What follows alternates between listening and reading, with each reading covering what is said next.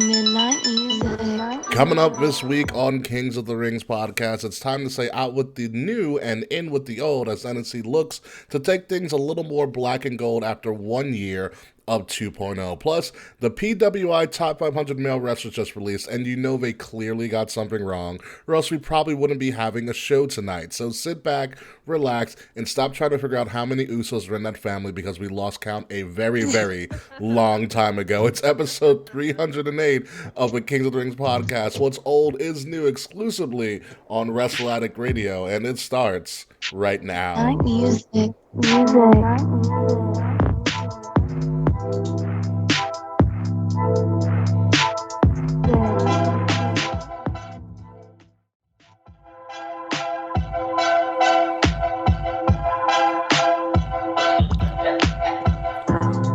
Oh my god, the Yankees are finally waking up and getting their shit together. I'm so fucking happy. Oh, dude, the Double-A Yankees beat up on the Rays 2 out of 3. And the Sox. We fucked up the Sox last night, which is fucking great.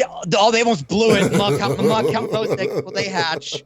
Yeah, the Yankees are finally learning how to play baseball, but I'm still not confident. Yeah, I've got my concerns. Anywho, folks, welcome to Kings of the Rings podcast, episode number 308. What's old is new. I, of course, am your host, King Ricky Rose. The band is finally back together. Will is back from Nashville.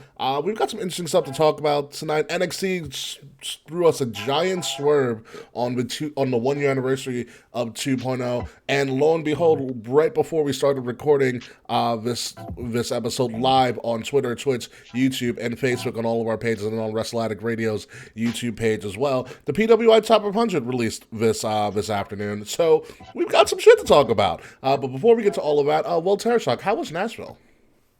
It was great. Nashville was a phenomenal time. Food, excellent. It's pure excellence. Ricky, you would love it there. I heard that tenfold. the tourist scene in Nashville is nuts. The tourist scene's pretty nuts. Broadway's pretty close to Bourbon Street. Not as crazy, but it's pretty close. Yeah. A lot of construction. A lot of things are being built down there. I was there 2 years ago, in August 2020. And in those 2 years since I've been back, it's way different. It's completely different. They added a Batman building. What? Yeah, like there's this a giant building, but like there's like tips like on the like bat ears. Oh, okay. You Yeah. gotta send me a picture. I'll send you a picture. Yeah. It's pretty weird. But after that, dude, I went to Atlantic City. I was in Atlantic City last weekend. So I was back from Nashville last Thursday. Then Friday we drove out to Atlantic City.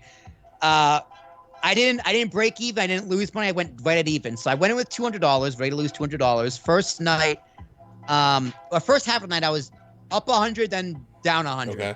And then I left the night up 200. Okay. And then the next night we went back. You I lost too. too. Lost it all. So I left even. Tisk. But yeah, dude, roulette and blackjack. That's my shit, I guess. Yeah, stick with blackjack, man. It's like, you gotta. Yeah, it was fun. It was fun. So I had a great weekend. I'm sorry I missed last week because I got a lot of rants and rave about. But Kay Murphy, I might break your heart tonight again. I'm sorry.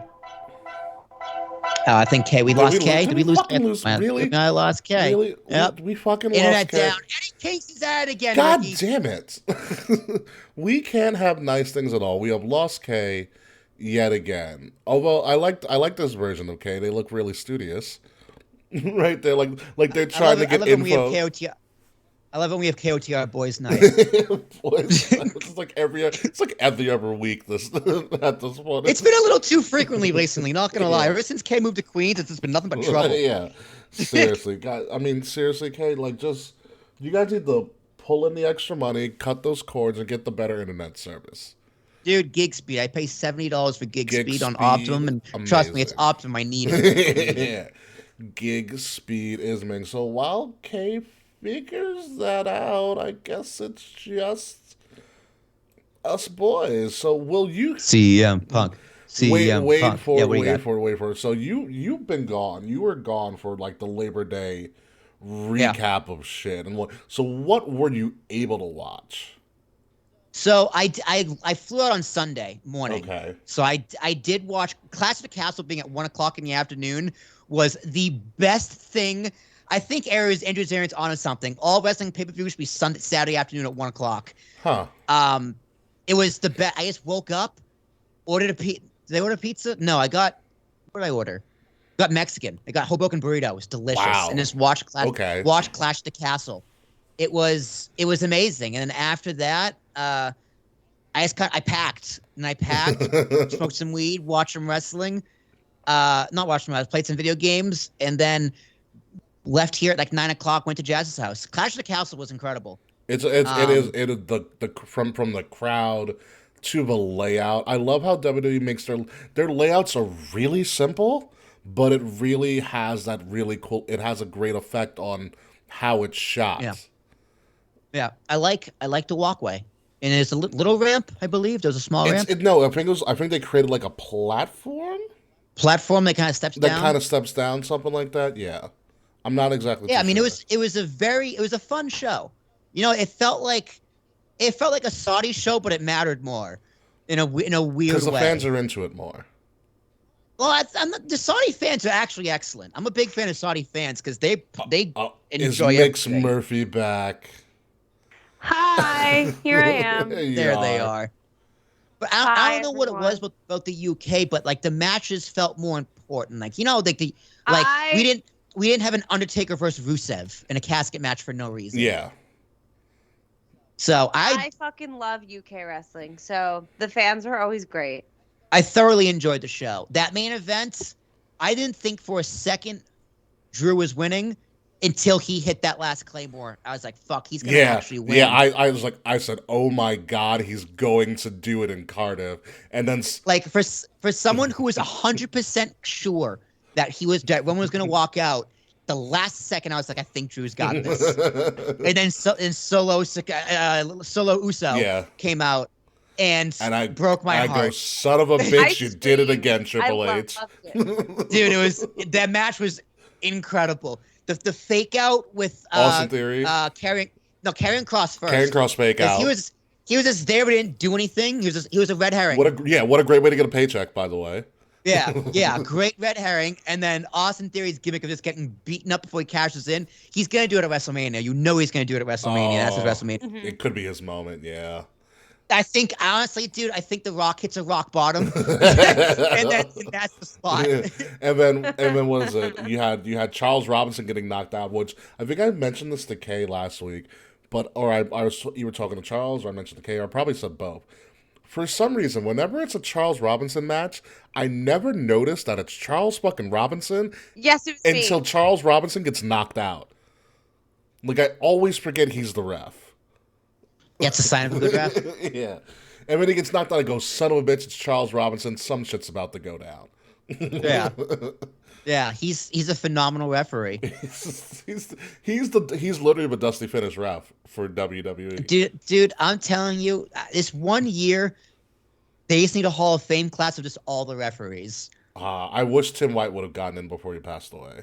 Yeah. He'll probably go in posthumously. Posthumously, yeah. I believe that as well. Tim White, he literally gave his career to wrestling because his career ended at Hell in a Cell. He was life to wrestling. He took care of Andre, too. Yeah. He was his handler. Yeah.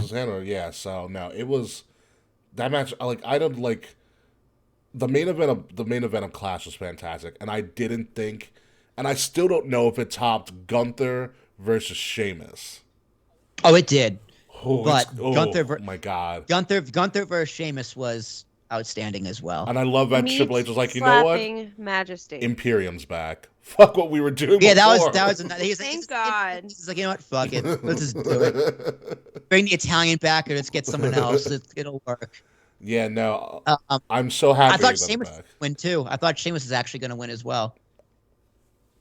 It was close. And we've said it before, Sheamus is one of the most underrated superstars of his generation. And if you don't respect Sheamus after that match, you can probably go fuck yourself. Yeah, no, Sheamus really is he's one of the most underrated superstars ever, for sure. He's a first ballot Hall of Famer. Underappreciated too. Yeah. He puts on solid matches with anybody. He works well. He's just really good. Just really good. What else? So you saw Clash. What else did you watch? I managed to actually. Here's the thing. So I think it was Sunday night, because that was when All Out was.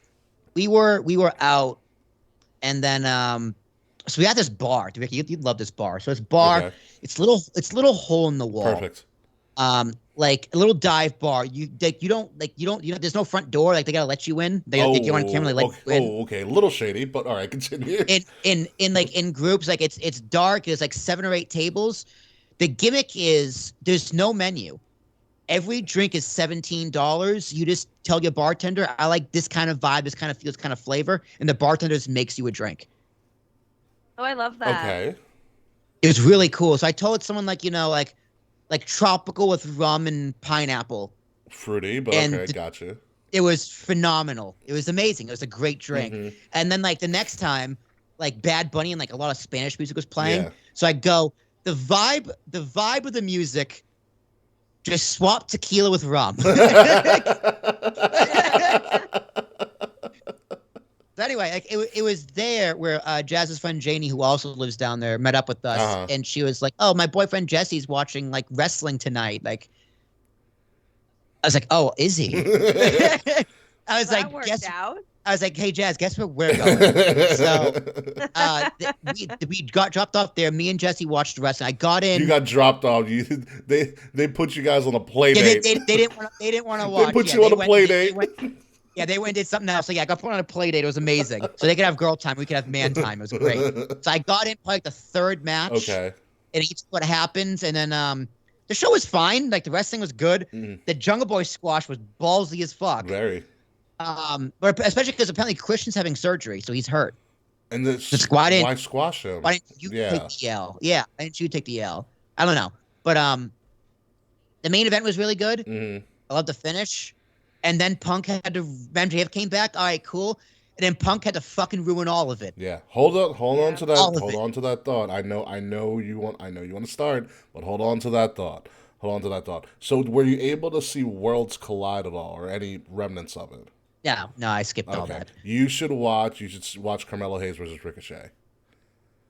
It is close. It's probably the 3rd best match of that weekend. Mm. It is that good. You know how Carmelo Hayes is like trying to be like a pretend ball. He's pretty much trying to be like LeBron. Yeah. Okay, so his entrance was he used the digital screens around the NXT arena, and he hung jerseys of everybody he's beaten. That's pretty awesome. Before he came out. That's pretty cool. And then the end all he survives Ricochet, and at the end he hangs Ricochet's jersey on one of the LED screens as he walks out. And then he just lost. Yeah, the Solo Sikoa. Listen, the bloodline's fucking powerful. I was waiting for Solo Sikoa to join, and when he showed up at class, I go, "You son of a bitch."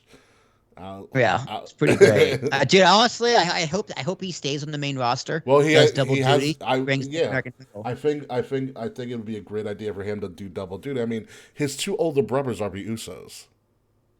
Yeah, like what? He doesn't need to necessarily wrestle that much on SmackDown. Show but up with the show up with the title. Show up with the Be title. a heavy. Interfere. Be a heel. Yeah.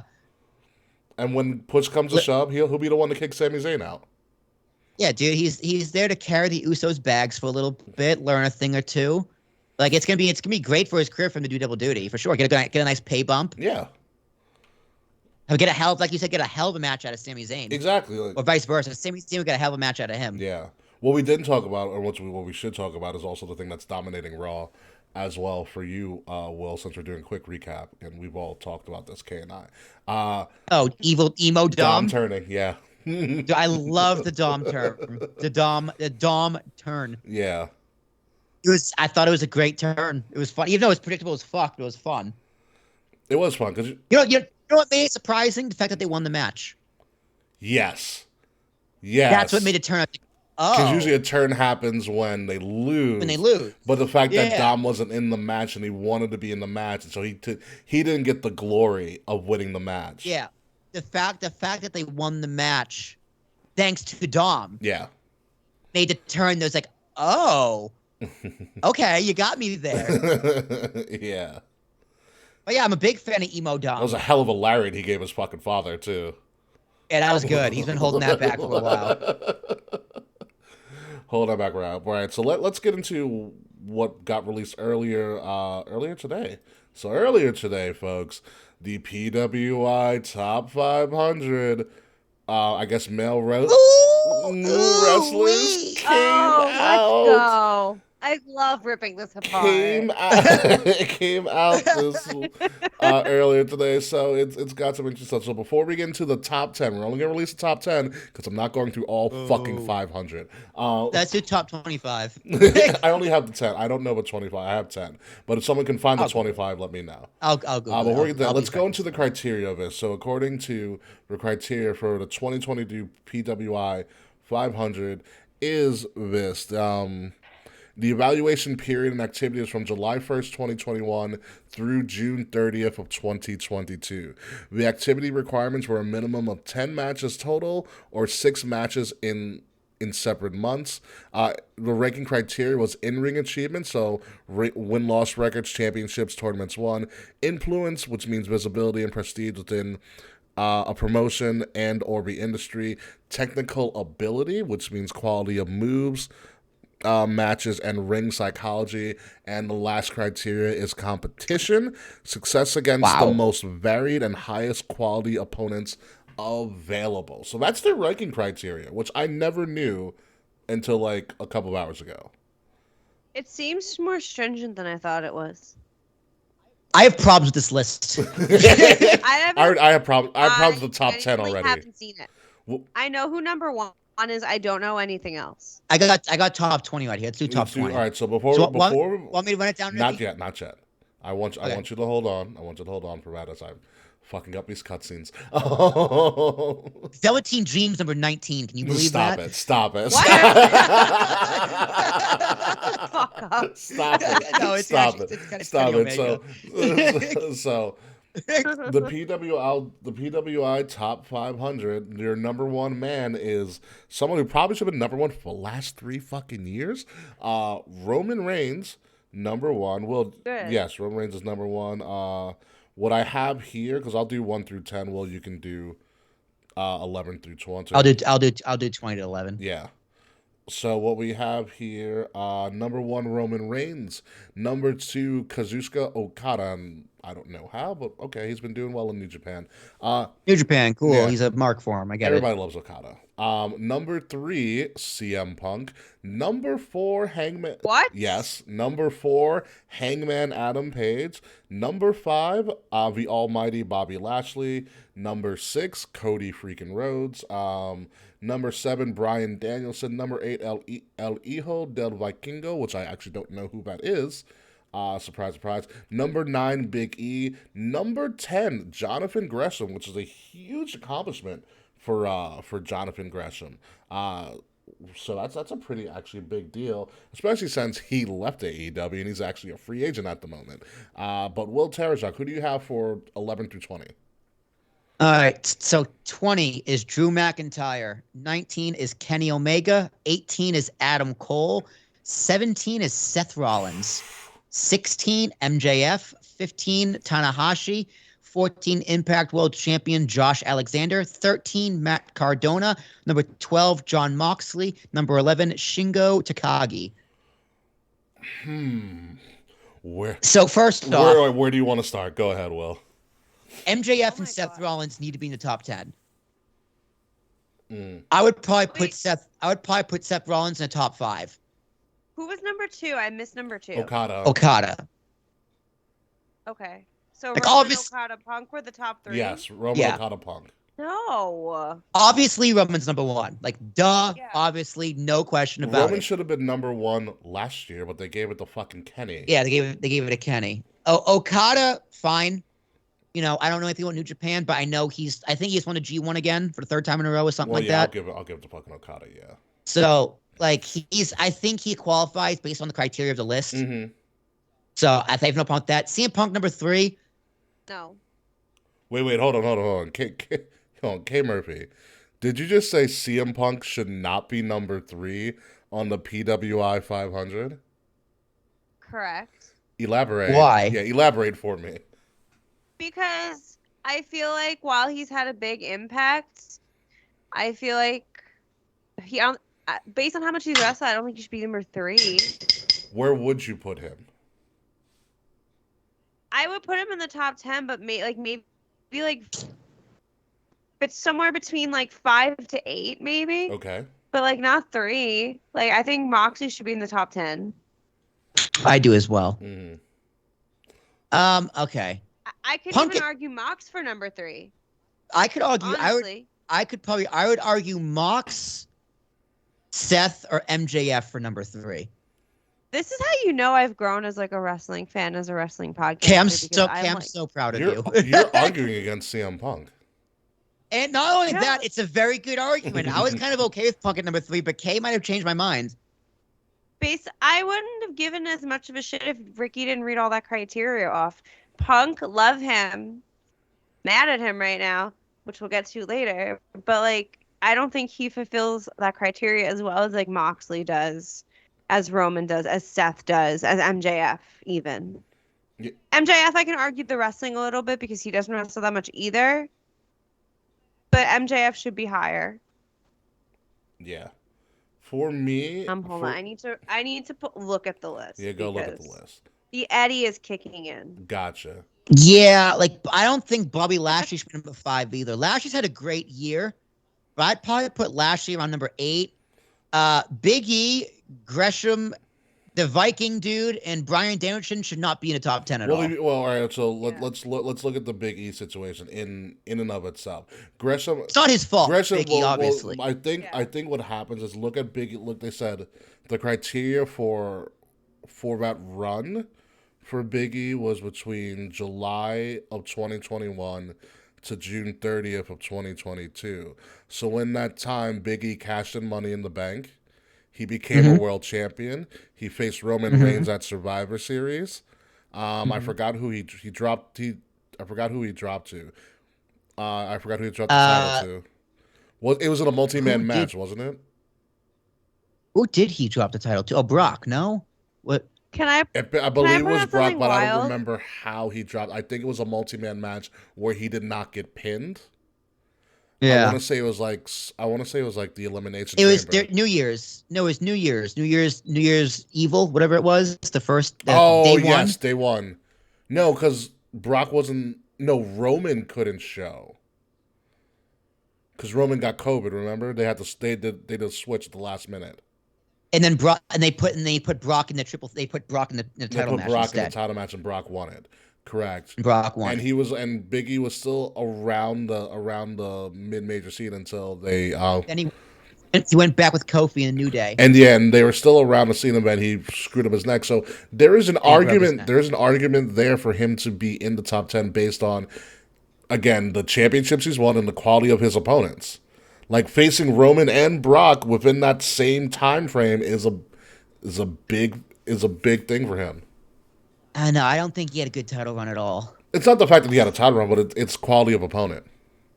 Yeah, it's also a quality of title run. I think I don't know how everything's weighted, but I would weight quality of opponent too. Like he faced Roman in a non-title match at Survivor Series. I mean, yeah. So that sure, yeah, he had good opponents, but like major. So I would put quality of title run. I would put under major feuds because that's just like where your position on the card. Sure. So he was still kind of an upper mid card champion. Well, because Roman's so dominant. I think when your number one's that strong, Roman was wrestling every day. Yeah. He was a strong number 2. Sure. Yeah. I don't know. His title run was very meh to me. His character was just the exact same. I think his character was a little bit more serious, but like again, it's one of those things. Like we won't know how much his character could have evolved because he got fucking injured. You know what I mean? And like also, like, what is it? A lot of first runs as champion aren't good. Like Jericho's first run as champion was shit. Drew's first run as champion was just poor circumstance. Yeah, COVID. It's a great run. It's just during COVID. Yeah, just poor circumstance. So like I think there's hope for Big E to get that title shot again. I mean, first and foremost, I want him to be healthy enough to wrestle and not hurt himself. Like first and foremost, but I still think there's a debatable argument there for him to be in the top 10, if not the top 15. I think I would say top 15, sure. I think he missed too much time for top 10. No, he got injured right before Mania. Mania was right in April. So he April? missed he missed a He month missed like a a month. month of Okay, that he missed a criteria. month Yeah. then. All right, so you know what? You make a better case then. You do make a good argument. Yeah, it's that length of time is really crucial. It's a funky amount of time, but that length of time is really crucial to where you place people. You know, in the grand scheme of Yeah, things. yeah, because it's not now to now. It's certain criteria. Yeah. That makes more sense. What All right, no, yeah, Biggie did have a good run. He just won the title a year ago, like this week. exactly? Yeah. Yeah, on Tuesday, I think. Yeah, what is an atrocity to me is how in the hell is Seth Rollins not in your top five? Yeah, I would probably put Seth Rollins three or five. I think Adam Page is a good number 4. I'm like going through the full list right now, Yeah. and some of the shit I'm seeing is insane. AJ Styles is 74.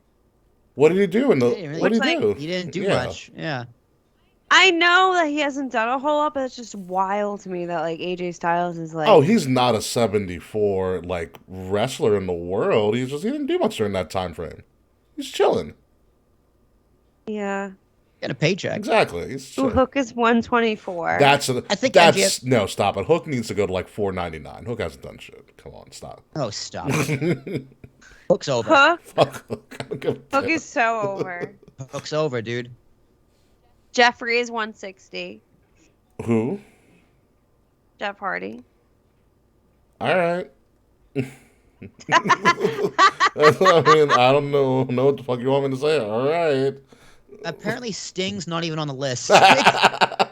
For the amount of things that Sting has jumped off of in the past year, Sting's Yeah, not dude, even how on the is list. Sting? How is Sting like not number 200? Just on attempts of trying to harm his own body. Oh, dude, I'll put Sting in the top 50. Dude, I probably couldn't name 50 wrestlers. Dolph Ziggler's 285. That's way too That's low. yeah, that's way he needs to be higher. Listen, Yeah, Moxley's too low. MJF, Seth Rollins is too low. I think Drew's fine at 20. yeah, I think Drew's Kenny's gonna have 19. a better year this year than he did in that last criteria year. Yeah. That's my thoughts on it. So this is the original PWI list, and this is obviously focusing more on male wrestlers. However, there are two more lists that do come out. So I think PWI 500 deals with heavyweight title contenders, junior heavyweights, and open division contenders as well. The women's PWI 150. The women's PWI from 50, which is a newer one, is going to be coming out at the end of October. That deals with women's title contenders, women's division talent, and women's promotions talent. And then also the latest of their PWI list, the Tag Team 100, the 100 best tag teams in wrestling, will be going out digitally at the beginning of December. So the PWI 500, obviously the biggest one we're talking about right now. A month from now, we'll be talking about the women's 150, which should be a wildly interesting conversation piece. Dude, Moose is 21. That's also wildly interesting as well. Let's get ready to Why? bop some heads. Moose. And then the Tag Team 100s will also be an interesting thing as well. Moose has been doing well. Moose just fucked up his time. Moose should have been WWE a couple years ago. He just fucked it up. I forgot how, but he fucked it up. Eddie Kingston, number 40. That's good. I'll take that. Yeah. Darby Allin, 45. Okay. How do you have Randy Orton below Shinsuke Nakamura? Injury. Yeah, but when did he get injured? Right after WrestleMania. Oh, that's right. Randy. Where's Riddle on this then? Yeah, how is Randy Orton 47 and Shinsuke Nakamura 46? Ooh. You're saying Ricochet is lower than Actually, Ricochet is higher than Riddle. Where's Ricochet at? Ricochet is like 50. And Riddle's where? Like Ricochet is 54. Where is Matt Riddle? Because that's interesting, because Riddle's been on a great run. Keith Lee's number 80. Theory's 96. Homicide number 105. Where the fuck is Matt Riddle? Is he in the Matt Riddle hundreds? was 180. He's Matt Riddle's 180. Yeah. 20 below Jeff. I'm a little shocked that Matt Sting Riddle. is 173. So you're telling me Sting had a better year than Matt Sting Riddle? is 173. Let's go. Sting, oh my God, Sting is in between W. Morrissey at 172 and Rey Mysterio at 174. Do you tell me Noam Dar than Matt Riddle? That's And 180 is Matt Hardy. 183 is Nick Jackson. 184 is Matt Jackson. Okay, Riddle's 89. mm, Okay, Riddle's 89. Okay. And Randy Orton's 47. gotcha. All right, so let's pivot here. So, because I know I know Will wants to go on a bit of a rant real quick, and I know you don't think CM Punk, and I agree with you, CM Punk should not be in the top 5. But you also had some other things to say about Punk that you didn't get to air because you were not on the show last week. And I'm going to give you that time to air some of your grievance with Punk and the media scrum from hell, which will be a great Dark Side of the Ring 3 years from now. Dude, make it tomorrow, all right? You already got the footage. I want to see that fight footage. I know it's out there. 12 people think it's the war. Oh, Okay, no, where's the it's footage not. Then? It's definitely not. Yeah, dude, CM Punk is the modern day Bret Hart. That's just a fact. That is just a goddamn fact. And what I mean by that is someone's got to sit him down and go, pal, it's not real. It's not real. It's not real. Wrestling, man, wrestling's fake. And you're not a world champion. Like it's too real, man. And CM Punk is the guy who made a career of burying his own grave. Why didn't CM Punk make it to the tippy top? He got in his own way. Literally. Like, this is just the story of CM Punk, and it really is sad because the guy does have such a connection with the audience. It's just like, dude, I get you're upset about Colt Cabana. You're really annoyed about Colt Cabana. But, bro, no one fucking asked you about Colt fucking Cabana. You just saw his friend and went fucking off. What? Again, what are you doing? What are you doing? Why? Why did you do it, Phil? Why did you do it? Why? What is the point? Did you? So apparently they're saying that CM Punk said about 2 weeks before All Out or whatever that the press conference is going to be interesting. So apparently this is all premeditated. Even dumber. Scripted. Yeah, like Punk. Well, you apparently didn't tell someone then. Apparently you didn't tell the Young Bucks. Maybe that wasn't part of your plan. I think Tony might have kind of known that he was gonna say something. I don't claim to know for sure. I've heard that Tony like kind of knew, but not really. Like Punk, I guess, indicated that he was gonna say something about whatever. This is also my other thing. Why are you having a media scrum? Why? TK, why having a media scrum? Dave Meltzer is not part of the media. Why is that? And I've been going back and forth with this in my mind too. Like, should wrestling journalists should they be considered media? Like, do they think they're ESPN and CBS Sports? Because they're not. They're not. My number one goal was to get into an AEW scrum and interview Punk, because I could trick someone enough into believe that I could be considered wrestling media. Why are marks asking wrestlers questions and posing as the media? Like this would you know why this would never happen in WWE? Because Fox Sports and ESPN are actually talking to them.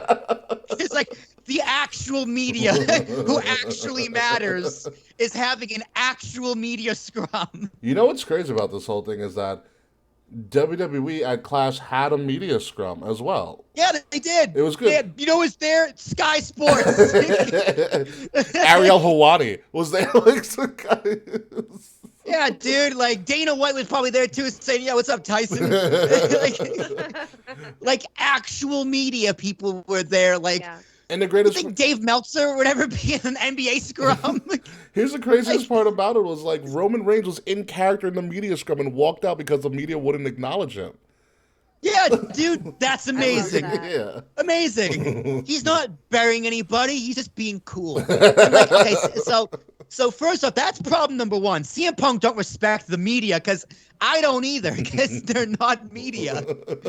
Like if you listen to Dave Meltzer's a decent writer who's been around forever and is a legend in the business. I don't want to take credit away from Dave Meltzer. I'll give him that. But bro, like Dave Meltzer, you are a pseudo journalist. You are a working journalist. Like you are a made up journalist who covers made up things. Dave Meltzer That's why it's okay for you to be wrong all the time. It's not real news. Like Dave Meltzer is a working journalist. He's a journalist that gets work. That's what Dave Meltzer is.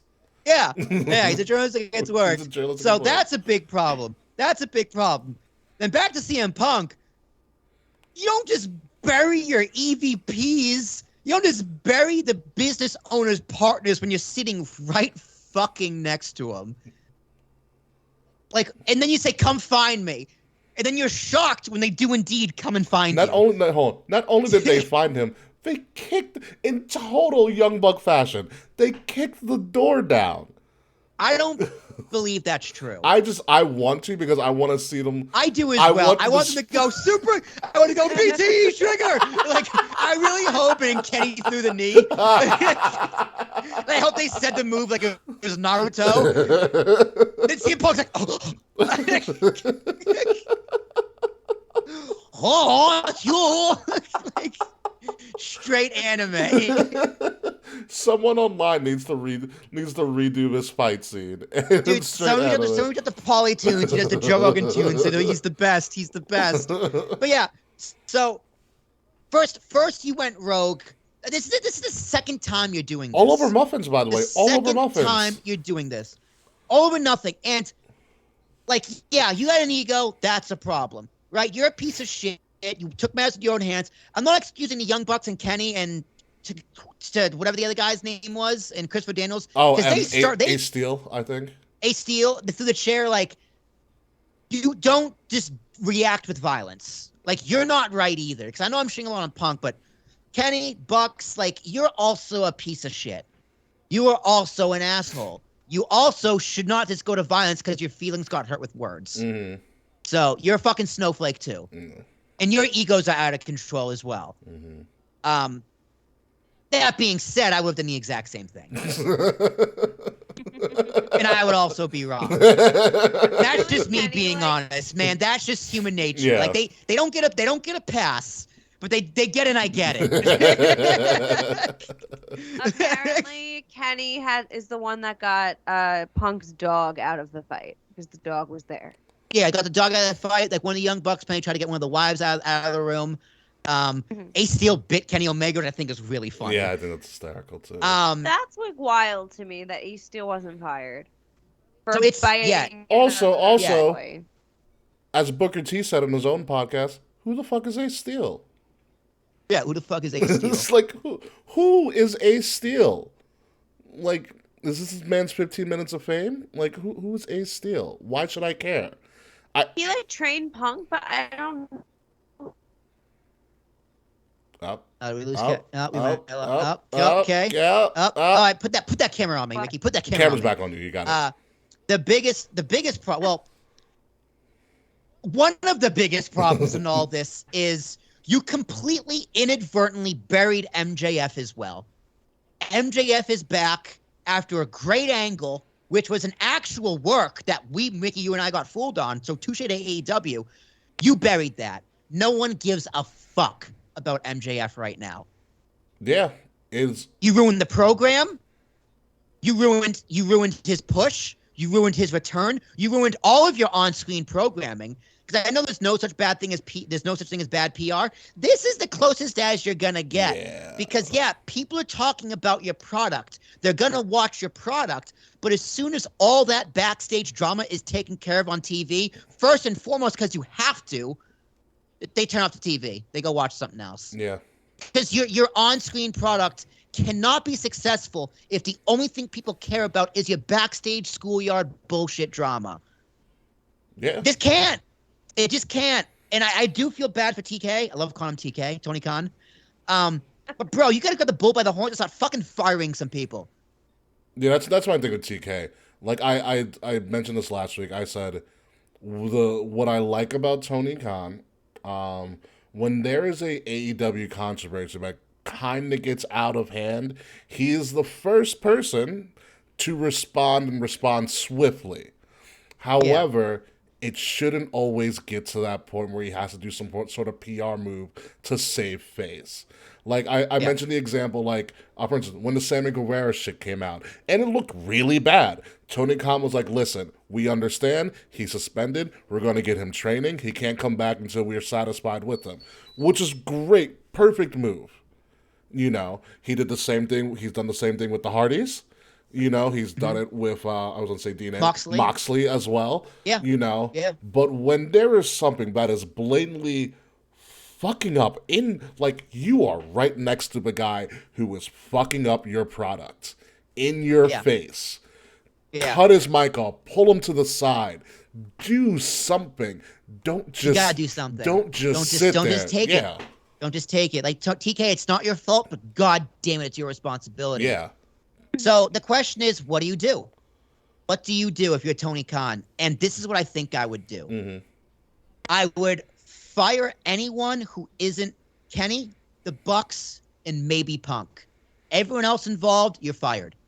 You're gone. You can't do that. You gotta send a message to the whole everybody. Mm-hmm. Now, you keep the Bucks and Kenny because it's their company too, right? They fucked you. Give them a big suspension. You scold them heavily, but I don't think you fire them. I don't think you can do that. I don't know. Now, Not with EVPs. I don't know if you can do that. you also probably can't do that because Yeah. they have stake in the company, Yeah. right? Like, that's a big legal issue. Yeah. With Punk, I say Could they maybe be because demoted? maybe It could maybe be. they be demoted, or you know what? They can't be on-screen characters anymore. Something. Yeah. I think that can be worked out between the three of them. Mm-hmm. But with Punk, I say maybe because I don't think the decision should be up to TK. I think, listen, the locker room apparently allegedly has a lot of heat on Punk, and you have no respect amongst the boys right now. So what I would do is I would go to the boys. I would get a group of the seniors. I'd get some like Jericho, Moxley, people who are veterans of the industry, Mm-hmm. Christian, JR, the people you hired, Big Show, Mark Henry in the back. Are you Guys, saying are you instituting wrestlers court again? absolutely. I would go, guys. This is an issue with this is a locker room issue above all. The locker room decides, does Punk come back? I don't think in Set the the history. terms. I don't think in the history of the. coming back. I don't think in the history of the original wrestlers court did they ever have the livelihood of someone's career on the line. However, that was. I'd be like, do you want him back in your locker room? Can you do business with him?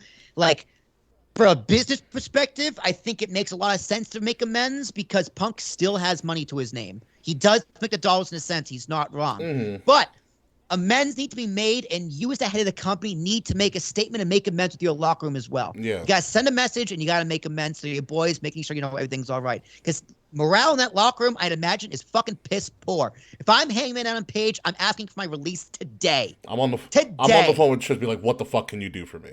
Yeah, Malachi Black was also released, by the way. On it, I think that was for his.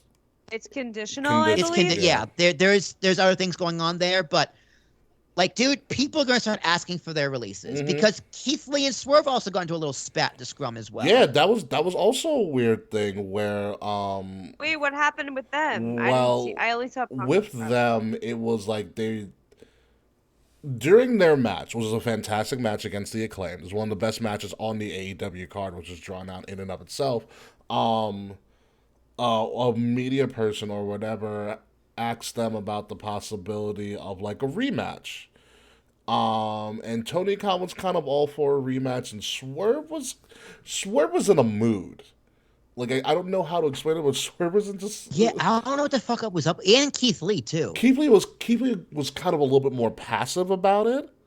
Dude, it kind of feels like him and Swerve don't like each other. That also could be in it. I never thought of it that way, but that also could be a thing as well. I wondered that too, if they didn't like each other.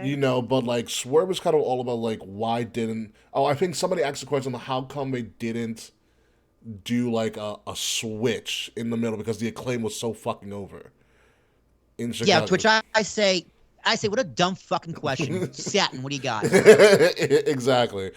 And Tony Khan kind of like hyped the fact that it was a rematch, blah blah blah blah, and Swerve was really about it.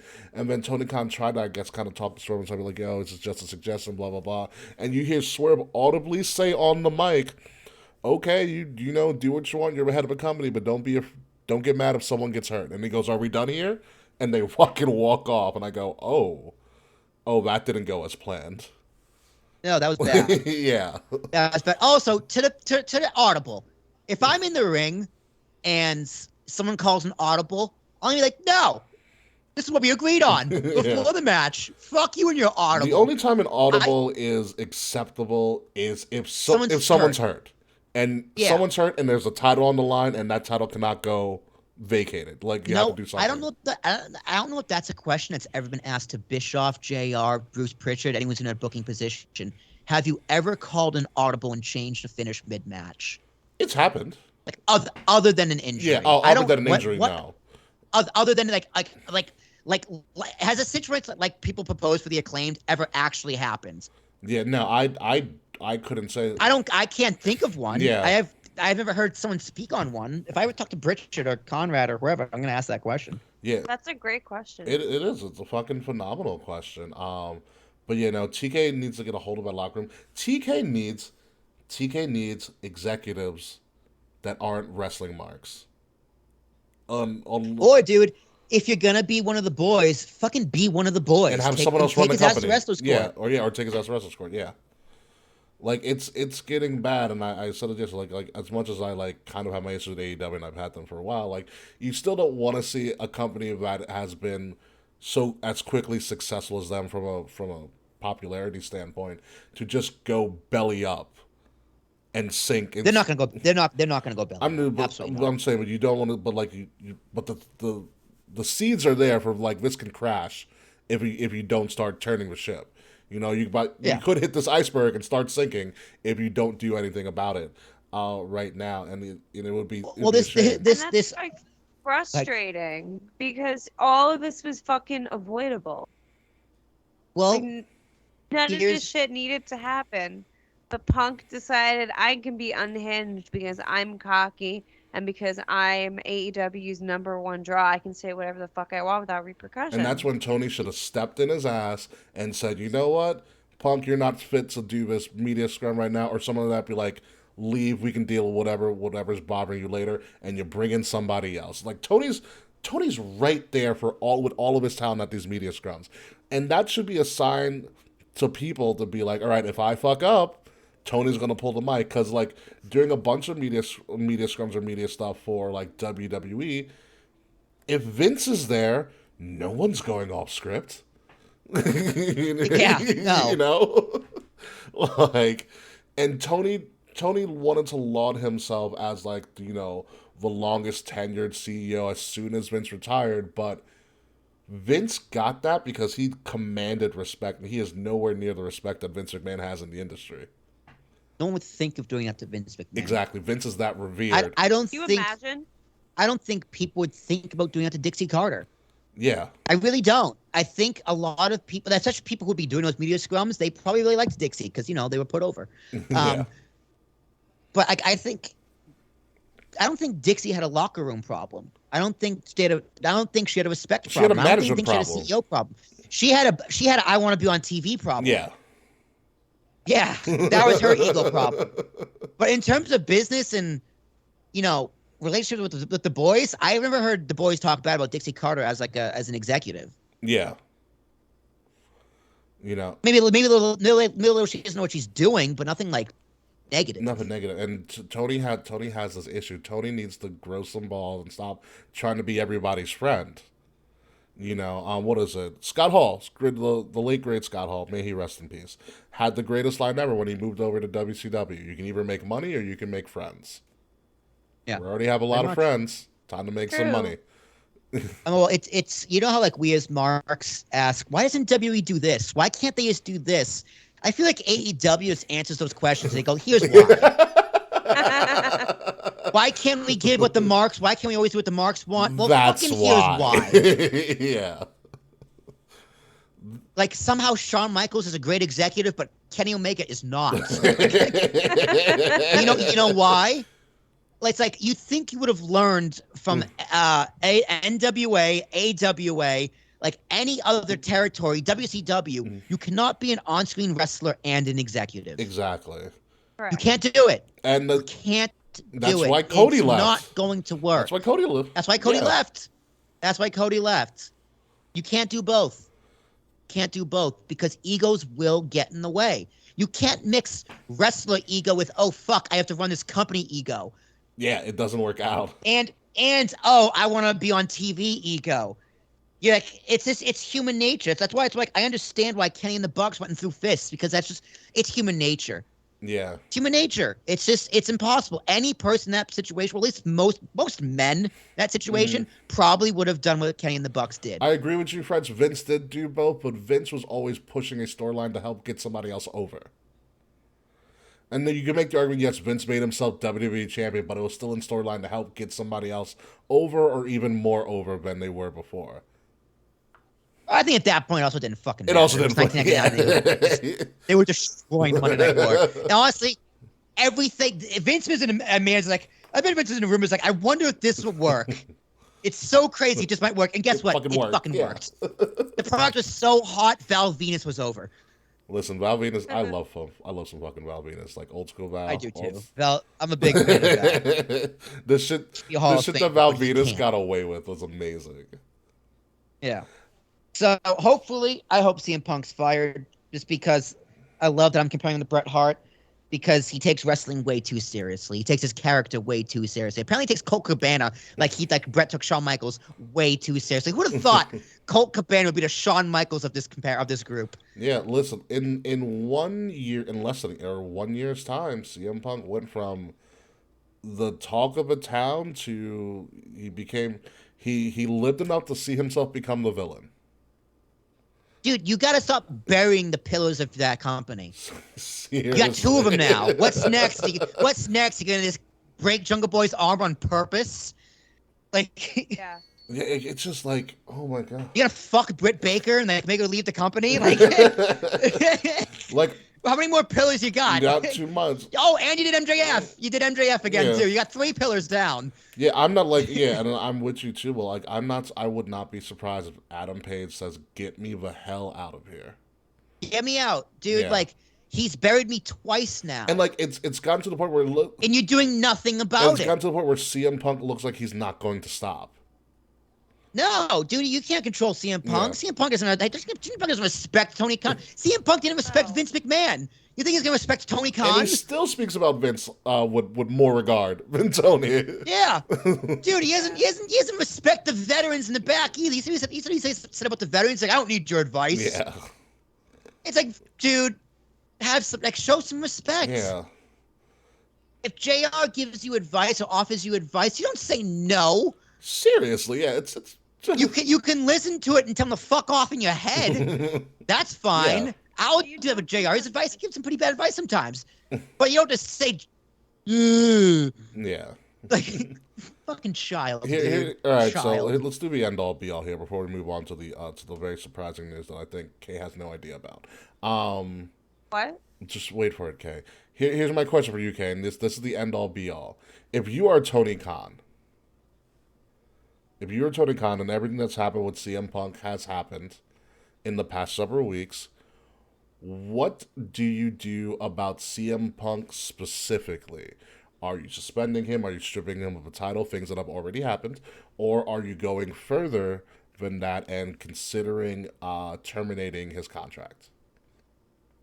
I would definitely suspend him first. They strip him from the title and all of that before I made the decision about termination. But I do think at this point, I also think that if Punk keeps his job, he'll be really lucky. And while I don't want to say that I support CM Punk getting fired, because I don't love that, I don't think he deserves this. If he comes back, he doesn't deserve the top spot. Like, I don't think he respects anyone besides himself, which is fine. I guess, but not if you're trying to be the top guy. Like, he's just that scrum. He was just such a dick for literally zero reason, and he even down to him pitching like he was pitching that bakery and he had a garbage bag of seltzer. Like, get it together. You just won the title and I would not have known CM Punk won the title by watching that. Yeah. And that defeats the point. I feel like that defeats the point of the media scrum. The media scrum is to, celebrate the win and look to what's next. And instead, Punk went unhinged for 20 minutes and ate muffins. Yeah. Right, Ricky, here's what you do. I got it. I got the perfect solution. Right, so you're gonna fire CM Punk. Yeah. But you're gonna do it by the mail. You're gonna do it by the mail. Oh no! And it's gonna get in the mail on his wedding anniversary. Which, by the way, shout out to my parents. Their 37th anniversary is today. Congratulations to them. Oh, so, and then you don't stop there, Ricky. Thank you. You don't stop there, Ricky. You go up on Dynamite the next day, wearing a CM Punk shirt, and you just open Dynamite, him in the ring, and you kiss him goodbye. Wow. And you just leave. Wow. That's what TK does. No words. Mm-hmm. And then that's it. No one hires CM Punk ever again. He can join Control Your Narrative Wrestling. Which doesn't even have any owners anymore because they're all back in WWE. They're all back in EC3 is still available. That's what I would do. If I was petty. If they decide to keep him, which I don't think they should decide to keep him, in my burning opinion, as my phone goes off because the Yankees just scored, they need to do to CM Punk what they did to Triple H when Triple H was about to win King of the Ring and didn't get that, and they gave the push to Austin. He needs to learn to eat shit and like it for a very long time. And if he doesn't like it, see you later, man. And as Mr. Fred said, put him on Dark Elevation for a couple of months. That'd be pretty funny. Kenny and the Bucks, what I would do is I'd be like, listen, guys, you are no longer everyday wrestlers. You are only EVPs and vice presidents. And you're never winning titles again. You're never winning titles since you are a draw and you do put asses in seats. You're on a Brock contract where you wrestle once, twice, maybe up to 4 times a year. That's it. Honestly, that's what it should have been from the get-go. Or put them as on-screen authority figures of some sort. Or is that too much power? I think that's too much power. Mm-hmm. I think because you got to punish them. Okay. Listen, you're no longer everyday wrestlers, but I can't from a business perspective. I have to put you in main event matches because you're a draw. Like Moxley Omega is money. You can put we still have Brian Omega. Like there's so many Omega matches to have and so many Young Bucks matches that need to happen. Like those matches have to happen for business sake and booking. Sure. But it's like you're only doing it on big matches. You're not every day. Matches. You're gonna like. You're not every. Yeah. That's your punishment, dude. Those can be pay-per-view matches. Pay-per-view matches. The Young Bucks do not need to be on weekly television wrestling. At first they did, but now that the company's 3 years old and it's established, I don't think the Kenny and the Bucks need to be on TV every week when you anymore. first started, obviously you go to the town that people know to kind of get the engine rolling. Yeah, it's or you no longer EVPs, no longer vice presidents. You still have your equity because this is your company. Sure. But you're just everyday wrestlers. Yeah, so you got to make a choice. Either you are a talent and you have no executive power, or you're not a talent and you have all the executive power. You cannot be both. Yeah, you should not be both. You're a super part-time talent. Because for fucking now, because we fucking need you, assholes. Yeah. And you're his executive. Yeah, so guess who showed up in our whole thing right now, and he said fire CM Punk through carrier pigeon, which would be hysterical. Taquan is here. He goes, I'm late, but whatever random time is it. Hi, Taquan. He goes, I told you guys. I told you he was getting top. Rick and Morty, Greek philosophy, that's shit. I said last week still applies. He says he was getting top. I was on the campus movie theater. I wish I had a campus movie theater. Campus movie theater watching this indie film called Emily the Criminal.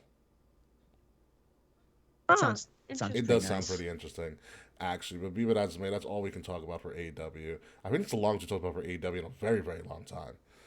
Very, very long time. Yeah, man. Well, I mean, I still think cool things happen on AEW. I'm sad Malachi's gone. I don't think it's because I don't know why he's leaving. honestly. Who knows? I might heard just he's be having done. mental health stuff. That might be it. That's my best guess. I mean, he wasn't positioned terribly. He wasn't positioned great, but wasn't positioned terribly. Yeah.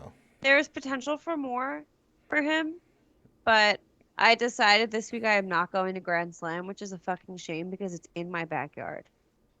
But like, I don't have it in me to go. Like this Punk shit has just bummed me the fuck out. Yeah.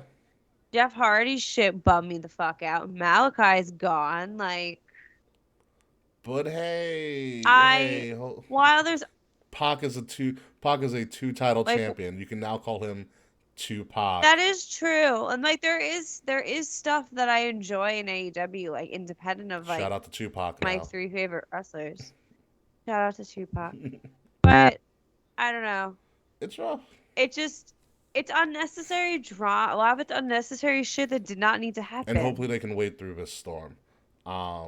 Hopefully, but who knows. But anywho, let's move on to the big thing that happened last night, Mix Murphy and Will Tarashak. So as you know, NXT a little over a year ago dropped their black and gold and went to what some people called the Nickelodeon multicolor NXT logo. And they celebrated 1 year of NXT 2.0, as you guys see with that lovely NXT 2.0 design. And so they had a celebration. They did some stuff. Carmelo dropped the North American title to Solo Sikoa, which could mean he's going for an NXT title and should take it off Braun Breaker. Or he might be getting called up to Raw or SmackDown, which also would be fantastic as well for him because he's the last of the great indie talents that WWE signed.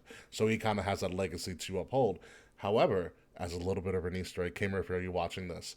As a little bit of an Easter egg, they had a little vignette at the end of NXT with a voiceover by Shawn Michaels, and they said that NXT is keeping evolving. So do you see the NXT logo on the screen, K Murphy?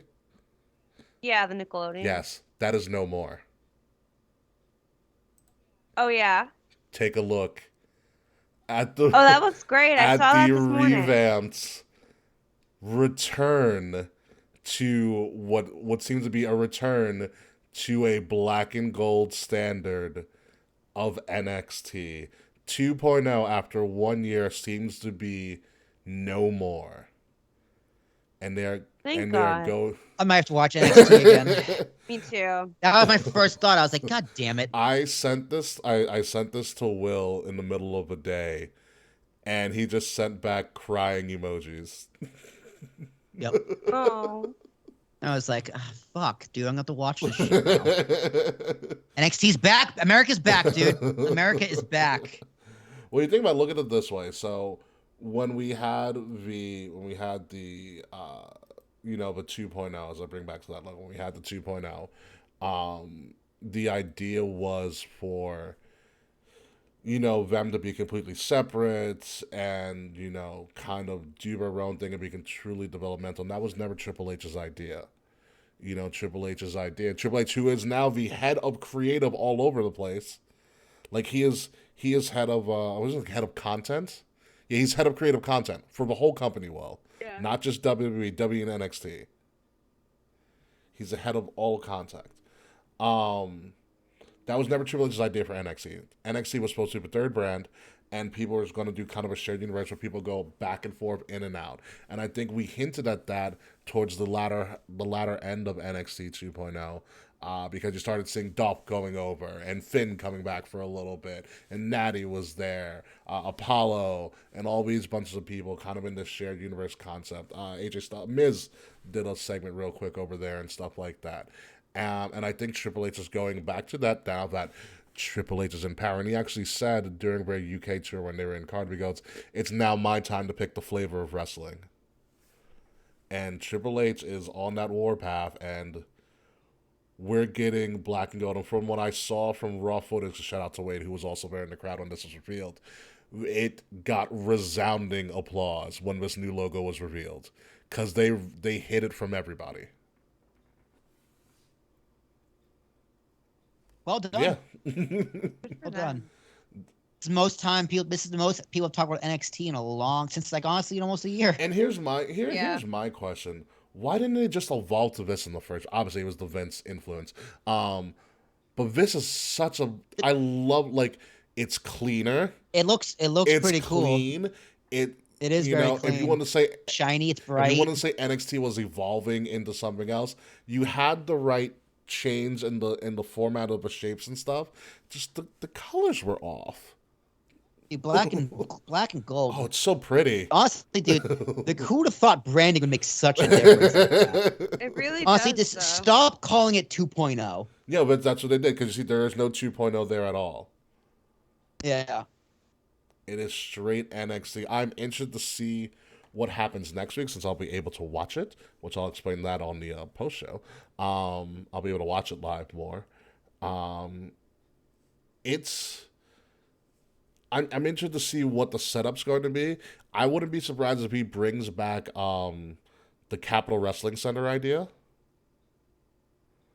Ooh. Oh yeah. Because that's when like we were like, oh, this is gonna be some fucking great NXT. Because that was like it was the hybrid of the Thunderdome and people there live. It was a great setup. So I'm interested to see what they do with this black and gold, how the setup's going to be.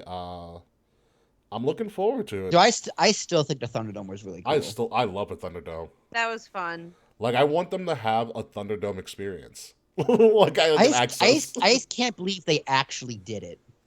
I mean, I can't believe they actually did it. Like that's something we would joke about years ago. Like, what imagine if they did this and then they did it. And then they just did it. Not only did they, I don't know how much that electric bill was still, not only did they did it, they made it so that it was mobile. They went to 3 different sites. Yeah. And pulled it off. Fucking crazy. Crazy. And absolutely and pyro and everything. Like everything was on it. It was so cool. I just want to know, like, they need to do a documentary on the Thunderdome. Like, who came up with the idea and how much money did that cost them? That's all I want to know. Dude, WWE 24 Thunderdome. Yeah. Dark side of the ring, Thunderdome. Not even, no. No, light side of the ring, dude. Like that's a 24. That's a WWE 24 Thunderdome. Because I would love to see, like, who came up with this wild-ass idea. Instead of like, I see what the NBA is doing, that's cool, but we can do this a whole lot better. Hold my hand. It does annoy me that UFC gets credit for like the first sport coming back from the pandemic. Whatever. Yeah. I'm just like, dude, what do you mean come back? Wrestling never stops. Like, no, I mean like real sports. I go, fuck you. Pieces. No, all right, sorry, CM Punk. Oh man, but I'll have to show you a bit of it. There is a new character on NXT that debuted. Oh. His name is Quincy Williams. He is known as the Super Diva. Oh. Okay, this is going to blow your mind, both of you. Quincy Elliott's my fault, not Quincy Williams. Quincy Elliott, thank you, Taquan. Quincy Elliott, the Super Diva. So picture the concept of the Velveteen Dream sprinkling a flamboyance of gold dust, original gold dust, in the body of King Mabel. Oh my god. That sounds awful. You would think, but it's weirdly entertaining to me, the one match I saw of it. Can he be a maximum male model? He might be hotter than a maximum male model. Oh. There you go, Taquan, opening up your boundaries. Taquan says this is appropriate because I just got tickets to a drag show next month. Oh yeah. I want to hear about it. Yeah, what's his name, Ricky? Quincy Elliott. Quincy. Like Quincy Jones. Quincy. Quincy. Quincy, like Cincy, but Quincy. Yeah, no, like the city. Yeah, Quincy. Sorry, yeah, he's. Massachusetts. It's not Quincy. It's Quincy. It's like a Z. Oh, I was like, why the hell are you saying with a Z? That's what's confusing me. That's how we say it in New England. Oh, okay. I was like, what the fuck? Yeah, Quincy. Oh, it does what sound the like. Fuck is this? Are you looking? You found him? Yeah. He's the Super Diva. I like his tits. Kay, are you looking up a Super Diva? Do you want me to send it to you later? Send it to me. I am looking up the Popeye. Dude, why does he look like Biggie Smalls as a kid? He's a mixture of a lot of stuff. Well, like if did Missy Elliott and Biggie didn't have a kid, No, they did did they? not. If they did though, this is what his kid would be. This is who his kid It would is a be. Missy Elliott like attire from like the late 90s. So yeah, it's like he's got Biggie's lips. I know it's terrible to say, but I'm saying it. Wait, are you making fun? Damn, I didn't know Magic Johnson's son signed to NXT. That's really funny. Which one though? Let's go to his Instagram. Quincy Elliott. Sexy, smart, powerful. Oh my God. Uncle Taker. I don't like the sound of that. It says Uncle Taker. That's what it says in his bio. Oh. It's WWE/NXT Super Diva Uncle Taker in all caps. Oh no. Uncle Taker. I don't know. I don't like that at all. I don't want to know what that means. This fucking guy, dude. I don't. French, you might be onto something. Concerns. He might be going for that androgynous type feel. I'm telling you, Vicky, go to his Instagram, watch his video of him on a moped. Tell me his That's how he rolled into NXT. That's how he rolled into NXT on a fucking moped. He looks fucking ridiculous. But you know what? He's gonna get over with the crowd. It's so. I know. That's the thing, dude. I know. I don't. What's this guy sound like? I haven't heard What's his voice sound like? Oh my God, Quincy Elliott, the Super Diva. Oh, he's soft spoken. Yes, he's very soft spoken. And last but not least, K-Bird's a new member of the Bloodline. I don't know if you knew. I did I'm joking. know It's Solo Sikoa, and guess who won the North American title? No, it's Sami Zayn. Solo Dude. Sikoa. The Bloodline now has titles in WWE and in NXT, which Good for them. could mean a lot of stuff. Does this guy actually have tits? I don't know. It looks like he might have got the surgery. Look like actual breasts. I couldn't tell you. I don't even know where they found him. I don't remember him on any recruiting class whatsoever. This guy needs a bra. Did you see his outfit? That's where I got the Mabel vibes from. Yeah, he's like yoga shorts. I don't know how to describe it. I don't know. I A pillowcase. I couldn't tell you. But maybe they're moves. They're probably not moves. Dude, I don't know what to. Don't try to wrap your head around it at all. I can't stop looking at him. Though. He does grab your attention. He does. I can't take my eyes off. I don't know what to think. I'm so confused. Super Diva Bussy looking like.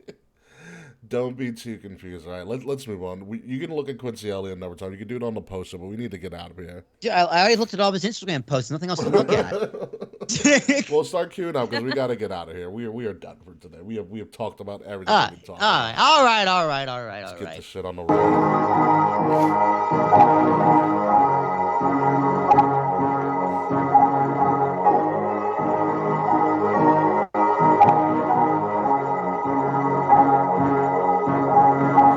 Ladies and gentlemen, you have been listening to Kings of the Rings podcast, episode 308. What's old is new. I am not a super diva, but I am super. Thanks for asking. You can call me King Ricky Rose.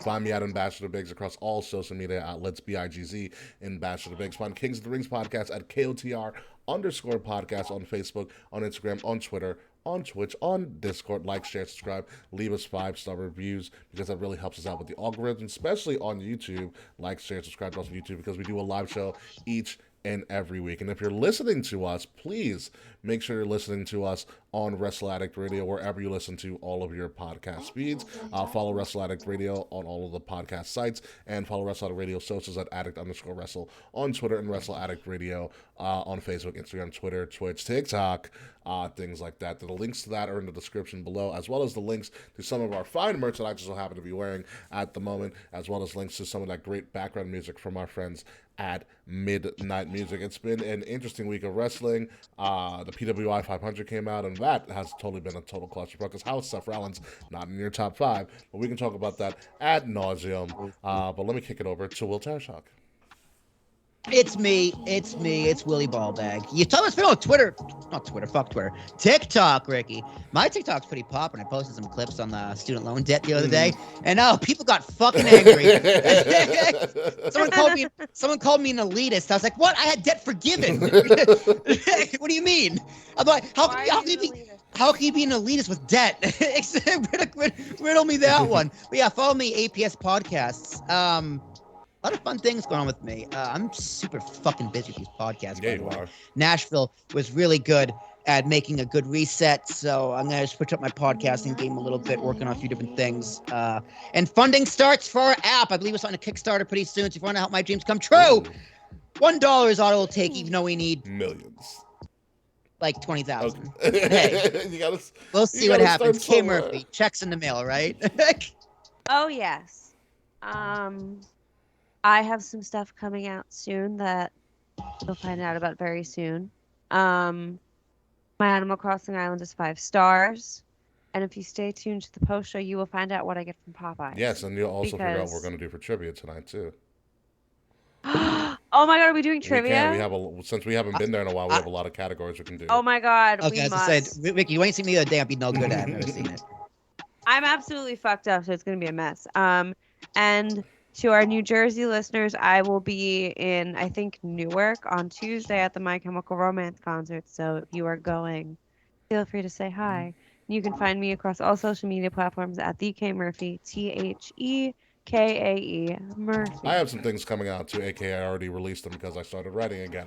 But when we come back next week, folks, we will talk about whatever's going on in wrestling. If CM Punk has finally gotten fired, like we probably think he will be, and whatever else is going on. Maybe someone else will show up in WWE again because Triple H is on a warpath and he is really, really taking over. So until then, folks, goodbye, good night. We will see you again soon, and it's a call we need to get you on the show, but also, fuck you, Slack. See you next week, folks.